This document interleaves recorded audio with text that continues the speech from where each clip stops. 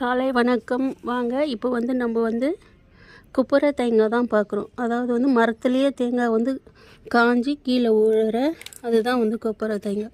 சுத்தமாக நமக்கு அந்த அழுவல் தேங்காய் அது மாதிரி எதுவுமே வராத தேங்காய் தான் இது. இங்கே பாருங்கள்,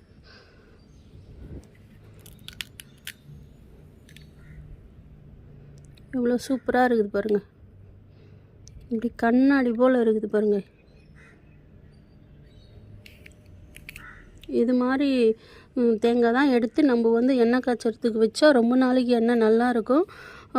எண்ணெய் சிகிடு வாசனை வராமல் இருக்கும். நான் ஒரு 5 விதமான எண்ணெய் ரெடி பண்ணுறேன். என்னென்னு பார்த்தீங்கன்னா 29-30 மூலிகை போட்டு ஒரு எண்ணெய், ரோஸ்மேரி, கேசவத்தினி, ஆனியன் எண்ணெய், வேப்பெண்ணெய். வேப்பெண்ணெய்னா வேப்பிலையில் தயாரிக்கிற எண்ணெய். அது நம்ம